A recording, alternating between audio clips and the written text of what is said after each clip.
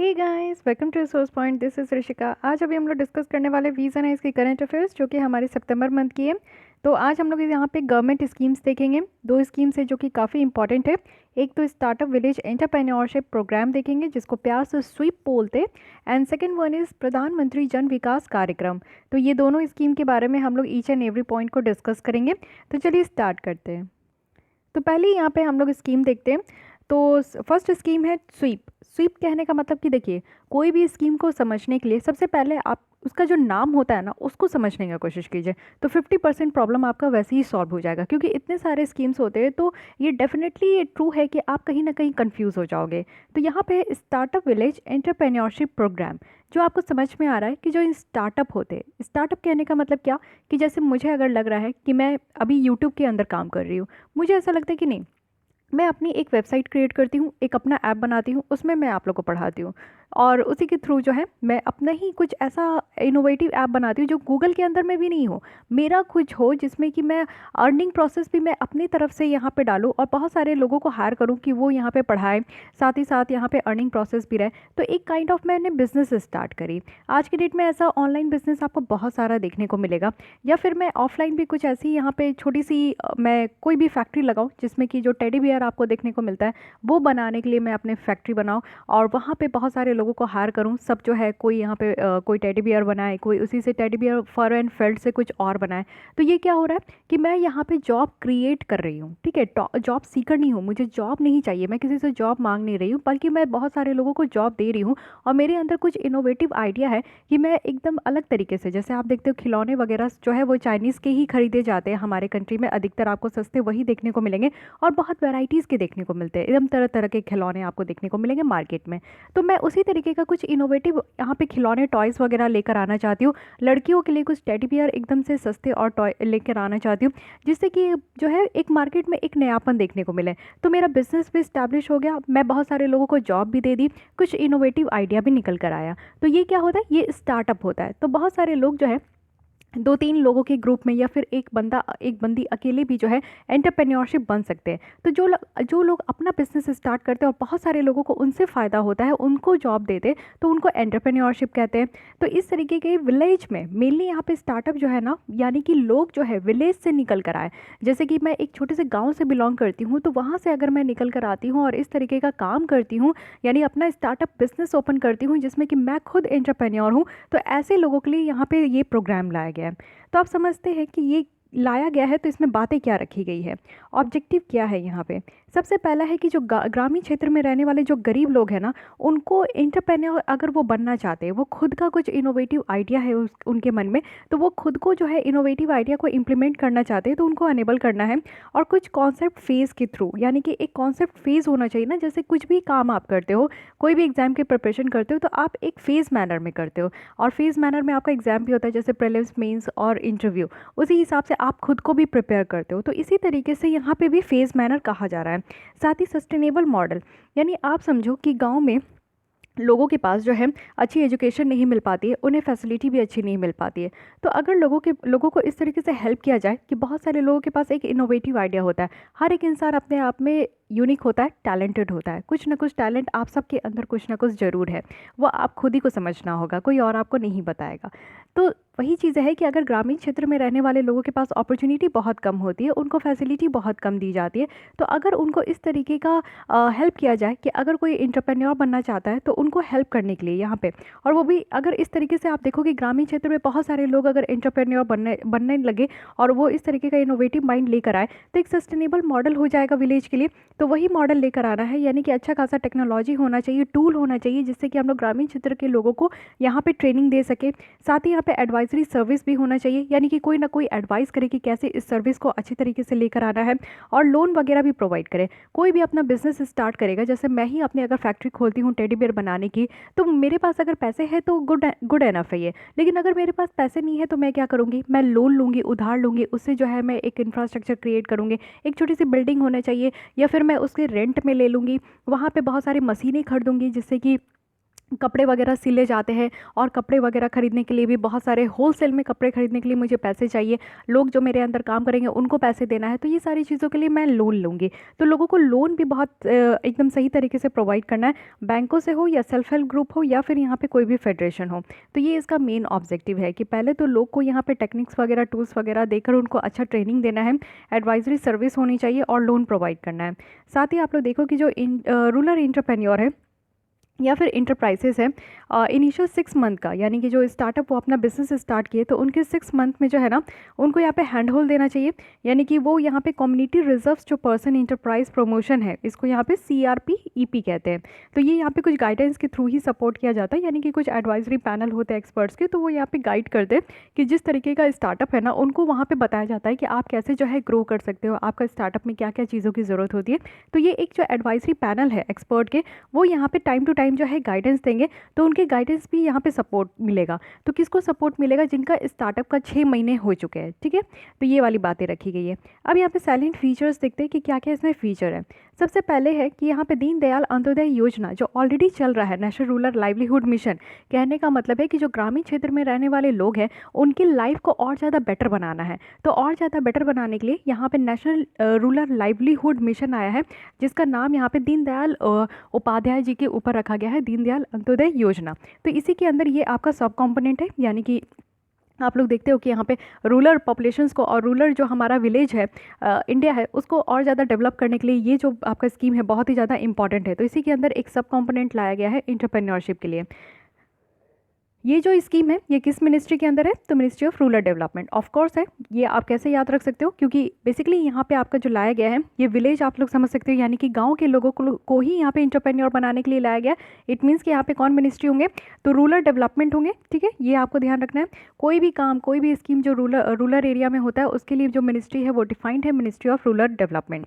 SVEEP की अगर बात करूँ तो इनका एम है कि एंटरप्रेन्योर्स को सपोर्ट करना, सबसे पहला बात कि वो अपना लोकल इंटरप्राइजेस को सेटअप कर सके।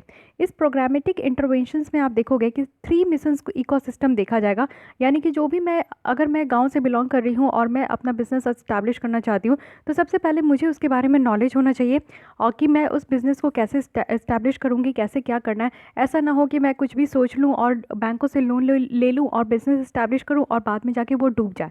ऐसा नहीं करना है। एक प्रॉपर प्लान होना चाहिए कि एक मिनिमम रिस्क को लेकर मैं मैक्सिमम गेन और मैक्सिमम आउटपुट की यहाँ पे काम करूँ। तो नॉलेज होना चाहिए मुझे उसके बारे में, प्रॉपर एडवाइजरी हो, यानी कि टाइम टू टाइम मुझे कोई एडवाइस भी करे कि हाँ कैसे करना सही रहेगा। एडवाइस बहुत ज़्यादा ज़रूरी है। जैसे आप लोग एग्जाम की प्रिपरेशन करते हो तो एडवाइस लेते हो ना कि कौन सी बुक अच्छी है पढ़ने में, ऑप्शनल की हो या फिर GS की हो, कौन सी बुक पढ़ना अच्छा रहेगा, किस कोचिंग से पढ़ना अच्छा रहेगा, किस ऑनलाइन चैनल को फॉलो करना अच्छा रहेगा। तो ये सारी चीज़ें एडवाइस होती है। वैसे ही एंटरप्रेन्योर को भी यहाँ पे एडवाइस की ज़रूरत है। साथ ही एक अच्छा खासा फाइनेंस इकोसिस्टम होना चाहिए। आज की डेट में जो आप MSME देखते हो ना, मीडियम स्मॉल माइक्रो इंटरप्राइजेस, उनके पास जो सबसे बड़ी प्रॉब्लम होती है वो फाइनेंस की कमी होती है। और बहुत सारे लोगों को फाइनेंस की कमी के कारण जो है अपने स्टार्टअप को आगे लेकर नहीं जाते हैं। मुझे ऐसा लगता है क्योंकि हमारे कंट्री में टैलेंट की कमी नहीं है। हर एक लोग के पास एक अपना यूनिक माइंड है और हर लोगों के पास किसी न किसी के पास जो है अपॉर्चुनिटी की कमी है या फिर किसी के पास जो है फाइनेंस की कमी है। लेकिन अगर इस तरीके का फाइनेंस इन्वायरमेंट इकोसिस्टम हमारे कंट्री में अच्छा हो ना तो एक से बढ़कर एक एंटरप्रेन्योर्स हमारे कंट्री में निकल कर आएंगे। ये आप मानो या ना मानो, मुझे ऐसा लगता है। तो 3 यहाँ पे एक देखिए जो 3 मिसिंग इकोसिस्टम है उसको एड्रेस करना है।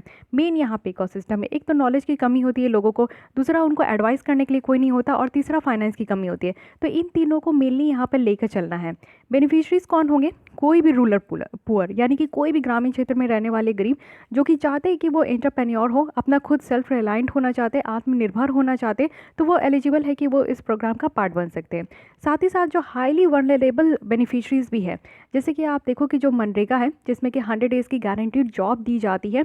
मार्जिनलाइज सेक्शन है, जैसे कि आप लोग देखो कि बहुत ही ज़्यादा नीचे तबके के लोग हैं जिनको दिन का भी वो जो है ना खाना पीना दाना, यानी कि रोटी कपड़ा मकान, ये भी वो नहीं जुगाड़ पाते। विमेन है, scheduled caste scheduled tribes community है, रूरल आर्टिशंस है। ये सारे कुछ ऐसे वनरेबल सेक्शंस हैं जिनको यहाँ पे जो है और भी ज़्यादा बेनिफिशरी प्रोवाइड किया जाएगा। इस प्रोग्राम में एलिमेंट क्या क्या है? सबसे पहले तो इस प्रोग्राम को अच्छे तरीके से इम्प्लीमेंट करना है और इसको मैनेज किया जाएगा नेशनल रूरल लाइवलीहुड मिशन के थ्रू। और साथ ही साथ यहाँ पे कन्वर्जेंस भी इंश्योर करना है, यानी कि क्लस्टर आइडेंटिफाइड करनी है। रूरबन मिशन, रूर्बन मिशन भी एक आया था, जिसके अंदर जो है ना यहाँ पे रूरल जो विलेज है उसको यहाँ पे डेवलप करने के लिए इसको लाया गया था। साथ ही इंटरप्राइज़ को यहाँ पे हेल्प करना है कि वो बैंकों से उन्हें लोन मिल सके, क्योंकि कई बार आप देखते हो कि अमीर लोगों को बैंकों से लोन लेने में कोई प्रॉब्लम नहीं होता है, उन्हें आसानी से मिल जाती है। बट गरीब लोगों को बैंकों से लोन लेने में प्रॉब्लम होता है, उन्हें लोग देते भी नहीं है, क्योंकि हाई रिस्क लगता है कि वो रिटर्न करेंगे कि नहीं करेंगे। साथ ही कोलेट्रल देना होता है, तो कोलेट्रल देने में भी कहीं ना कहीं जो है उनको प्रॉब्लम होता है। साथ ही जो लोन लेने में पेपर की रिक्वायरमेंट होती है वो यहाँ पे कुछ विलेज पीपल नहीं कर पाते हैं। तो ये सारी प्रॉब्लम होती है जिनकी वजह से उनको सही तरीके से लोन नहीं मिल पाता है। और सबसे बड़ी बात होती है कि उन्हें ये समझ में नहीं आता है कि किस बैंकों से कैसे लोन लेना है, क्योंकि बैंकों से भी वो डिस्कनेक्ट होते हैं, कनेक्टेड नहीं होते हैं। ठीक है, तो सबसे बड़ी बात है कि जो भी यहाँ पे ग्रामीण क्षेत्र में लोग रहते हैं, तो सबसे पहले उन्हें फाइनेंशियल इंक्लूजन करने की ज़रूरत है, बैंकों से जोड़ना है, और साथ ही साथ उन्हें बैंक से जुड़ेंगे तभी वो बैंकों से लोन ले पाएंगे। सेकंड थिंग है यहाँ पे कि कम्युनिटी इन्वेस्टमेंट फंड को इस्तेमाल करना है, जिससे कि यहाँ पे कैपिटल यहाँ पे सीड हो सके, यानी कि जो भी अपना बिजनेस स्टार्ट करे उनको यहाँ पे कैपिटल मिल सके। इससे बेनिफिट क्या होगा, क्यों हम लोग स्वीप के बारे में पढ़ रहे हैं, क्यों यहाँ पे स्वीप प्रोग्राम इस तरीके का लाया गया है। तो सबसे पहले कि ग्रामीण क्षेत्र के जो लोग हैं ना, आप समझ सकते हो कि इस तरीके का अगर विकास होने लगे तो जो ग्रामीण क्षेत्र के लोग हैं उनको काफ़ी हेल्प होगा। कुछ जो मार्जिनलाइज सेक्शन है वो अपना काम करके जो है अपने ही पैरों पर खड़े रहकर वो काफ़ी काम कर सकते हैं, अपने आप को जो है अपॉर्चुनिटी भी दे सकते हैं। कहने का मतलब है कि आप जब अपने आइडिया को इम्प्लीमेंट करोगे और बेटर तरीके से इम्प्लीमेंट हो, आपको कोई भी तरीके का रिस्क देखने को नहीं मिले, तो एकदम से वाजिब सी बात है कि आप ग्रो ज़रूर करोगे। तो चाहे विमेन हो, स्केड्यूल कास्ट, स्केड्यूल ट्राइब्स की कम्युनिटी हो, या फिर वल्नरेबल सेक्शन की कोई भी पार्ट हो, तो उन सबको यहाँ पे काफ़ी फ़ायदा होगा। वेल्थ जनरेट होगा हमारे लोकल इकॉनमी पर्सपेक्टिव से। सोशल पर्सपेक्टिव से देखें तो हर एक लोगों को यहाँ पे फ़ायदा होगा। इकोनॉमिक पर्सपेक्टिव से आप देखोगे तो ऑब्वियस है कि हमारा यहाँ पे लोकल इकॉनमी ग्रो होगा। मल्टीप्लायर इफेक्ट देखने को मिलेगा, जिससे कि हमारा लोकल इकॉनमी जो है, रूरल इकॉनमी, वो कहीं ना कहीं स्ट्रेंथ हो पाएगा, और जो डिस्ट्रेस माइग्रेशन है वो यहाँ पे रिड्यूस होगा। साथ ही साथ यहाँ पे इंटरप्राइज भी प्रमोट होगा, यानी कि जैसे साफ़ सफाई हो गया, ड्रिंकिंग वाटर हो गया, रिन्यूएबल एनर्जी हो गया, तो इन सब फील्ड में भी बहुत ज़्यादा डेवलपमेंट देखने को मिलेगा और मोर इकोनॉमिक अपॉर्चुनिटी होंगे। यानी कि अगर एंटरप्रेन्योर्स एक निकल कर आते हैं तो वहाँ पे आपको और भी ज़्यादा लोग देखने को मिलेगा कि वो प्रेरित होंगे, फिर वो आगे निकल कर आएंगे। तो इस तरीके से जो ग्रामीण एरिया है ना, वो और ज़्यादा वहाँ पे अपॉर्चुनिटी निकल कर आएगा, डेवलप हो पाएगा, और लोग जो है ना वो गरीबी से बाहर निकल पाएंगे। तो एक बहुत अच्छा सोल्यूशन एक बता सकते हो आप। हालांकि इसको होने में ऐसा नहीं है कि ये 3-4 साल में ही इस तरीके का काम हो जाएगा और ग्रामीण क्षेत्र में बहुत सारे अपॉर्चुनिटी निकल कर आएंगे या फिर गरीबी ख़त्म हो जाएगी। अभी इससे लंबा एक युग लग जाएगा मुझे लगता है कि इस तरीके की चीज़ों को लाने में। बट हाँ, ऐसा भी नहीं है कि हम लोग कर नहीं सकते। अभी से शुरुआत करेंगे तो शायद एक डिकेड में जाकर ये वाली जो हमारे सपने हैं वो कहीं ना कहीं पूरे हो पाएंगे। ठीक है, तो इसलिए आप समझ सकते हो कि एक लार्ज नंबर पे इससे बहुत ज़्यादा फ़ायदा होगा। लॉन्ग टर्म की बेनिफिट आपको देखने को मिलेगा। शॉर्ट टर्म का तो होगा ही होगा, लेकिन लॉन्ग टर्म का भी होगा। तो इसलिए ये आपकी जो स्कीम है स्वीप बहुत ज़्यादा इंपॉर्टेंट है और बहुत ज़्यादा बेटर भी है, तो इसलिए इसको ध्यान रखिएगा। ठीक है, आते हैं इसी के साथ दूसरी स्कीम में, जो कि है प्रधानमंत्री जन विकास कार्यक्रम।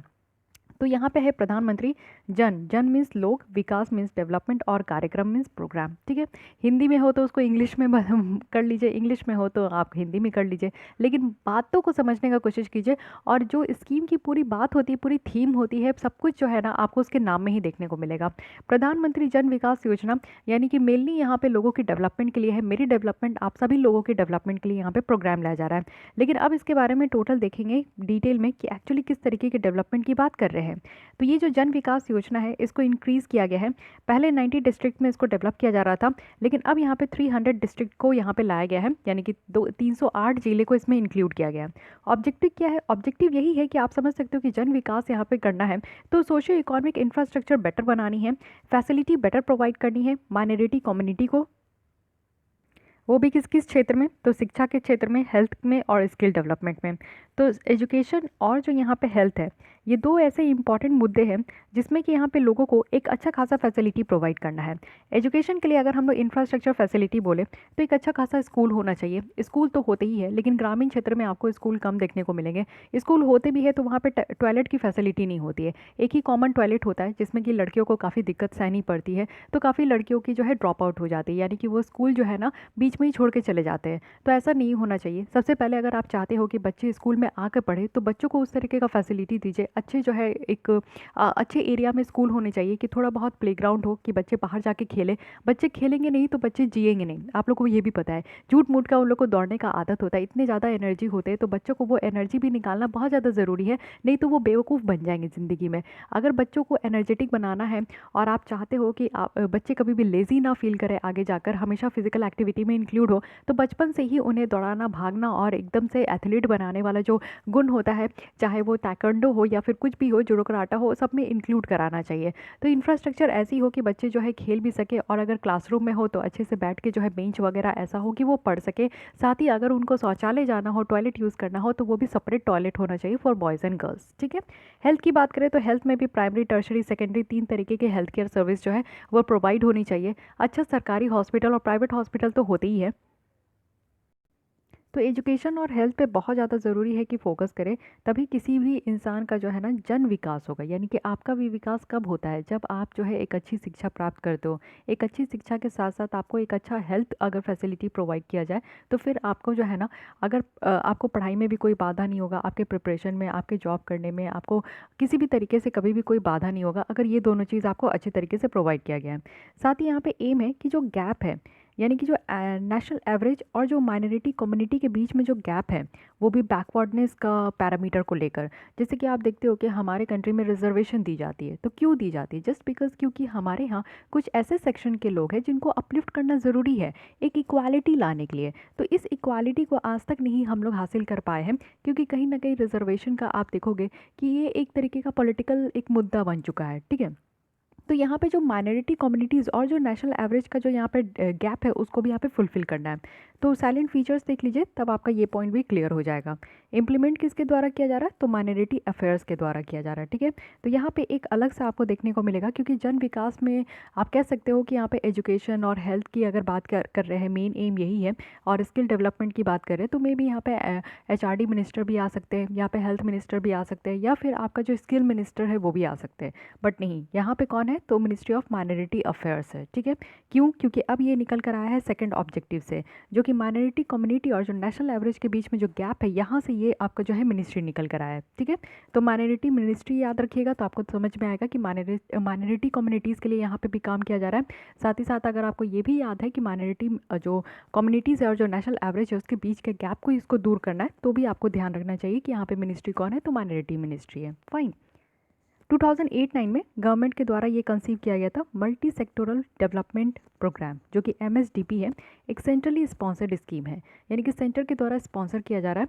तो यहाँ पे स्पॉन्सर कहने का मतलब है कि यहाँ पे जो फंड का डिस्ट्रीब्यूशन है वो सेंट्रल गवर्नमेंट और स्टेट गवर्नमेंट मिलकर करेंगे। ठीक है।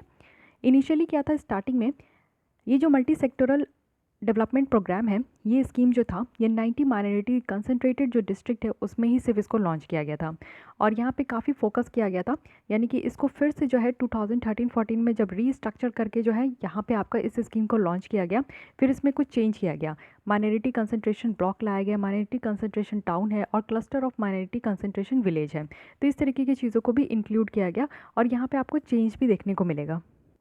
2018 से देखने को मिल रहा है कि ये स्कीम जो है आपका फिर से रीस्ट्रक्चर किया गया, और इसको बदल के नाम क्या रखा गया?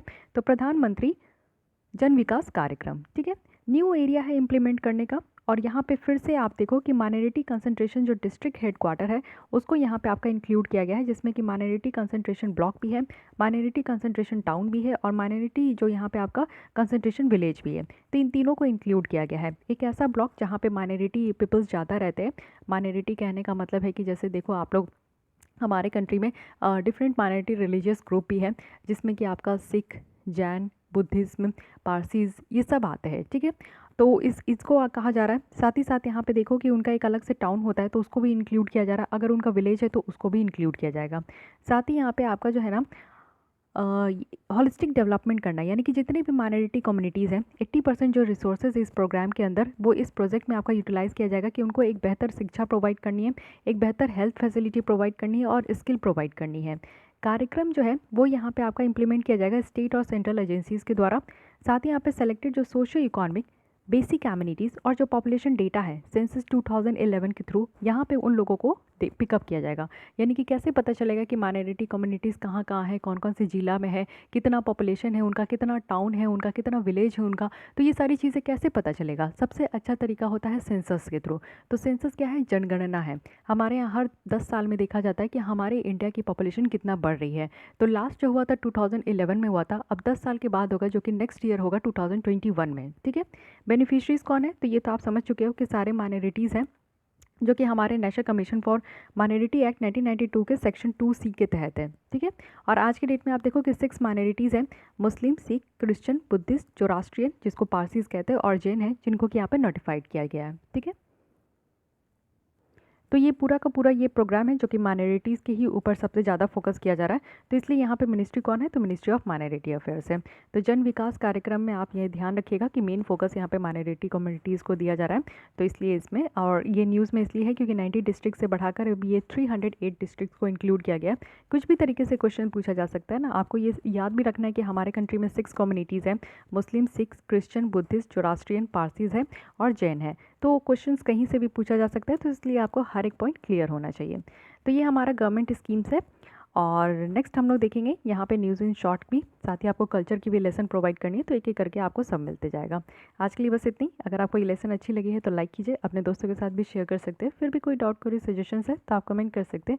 एंड मेक श्योर कि आपने हमारे चैनल को सब्सक्राइब कर लिया है। Thank you.